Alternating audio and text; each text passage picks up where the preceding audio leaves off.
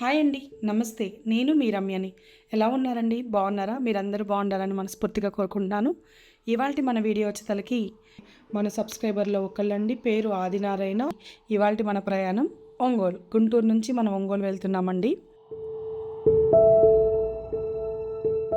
మనం ఆయన్నే ఎందుకు సెలెక్ట్ చేసుకున్నామంటే ఆయన పరిస్థితి చూసి చాలా బాధాకరంగా ఉందండి. షుగర్ ప్రాబ్లమ్ ఉంది, కాళ్ళు ప్రాబ్లమ్ ఉంది, బీపీ, ఇన్సులిన్ డైలీ ఇంజెక్షన్ చేసుకోవాలి. కొంచెం సేపు కూర్చున్నా కూర్చోలేకపోతున్నారు, నుంచున్నా నుంచోలేకపోతున్నారు. చాలా చాలా బాధగా ఉందండి ఆయన విషయం తెలుసుకున్న తర్వాత నాకు. మన ప్రతి వీడియో కింద కామెంట్ అమ్మా నాకు సహాయం చేయండి అమ్మా అని పెట్టారు. నేను పర్సనల్గా ఆయనకు కాల్ చేసి ఏంటి పరిస్థితి అని తెలుసుకున్నాను. వాళ్ళ పాప చనిపోయిందండి. ఆ పాప చనిపోయిన దగ్గర నుంచి ఆయన డిప్రెషన్లోకి వెళ్ళిపోయారు. మానసికంగా చాలా కృంగిపోయారు. దానివల్ల హెల్త్ ఇష్యూస్ వచ్చేసాయి. పని చేసుకోవడానికి కూడా వాళ్ళకి సపోర్ట్ అండి బాడీ సహకరించట్లేదు, హెల్త్ సహకరించట్లేదు. మీకు ఒకవేళ అప్ అండ్ డౌన్స్ ఉన్నా, సరిపోయినా సరిపోకపోయినా నాకు ఒకసారి చెప్పండి. మీతో డిస్కస్ చేశాను కదండి, ఒకసారి అది కూడా నేను ఆలోచిస్తాను.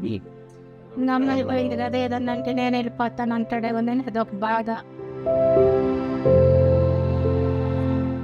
వెళ్ళిపోవటము అనేది అట్లా 2-3 సార్లు అన్నాడు మేడం, అనుకోని ఇంట్లో ఉంచవా అక్కపోయినట్టు గమ్మంటావా అన్నాడు మేడం. అందుకని ఏం మాట్లాడలేక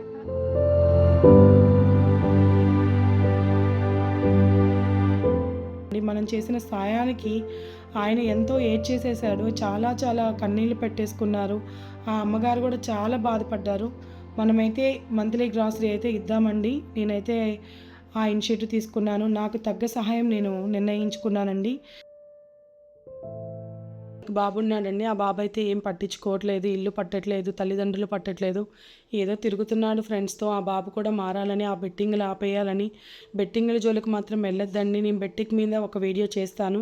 నాకు దగ్గరగా ఉన్న ఒక ఫ్యామిలీ చాలా కుంగిపోయింది. దాని గురించి కూడా మీ దగ్గరికి తీసుకొస్తాను.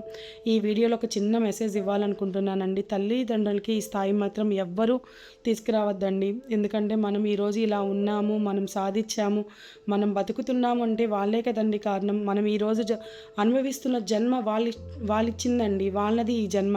వాళ్ళు లేకపోతే మనకి పుట్టుకే లేదు కదండి. అలాంటి వాళ్ళకి ఈ స్థాయి అనేది మనం తీసుకురాకూడదు. మనకున్నంత దాంట్లో మనము చాలా తృప్తిగా చూసుకోవాలి తల్లిదండ్రులు. జన్మ సార్థకత అంటే తల్లిదండ్రులను బాగా చూసుకోవటమేనండి. మనం పుట్టినందుకు వాళ్ళకి ఏ రోజు ఇబ్బంది రాకుండా చేసుకోవాలనేదే ఇదండి.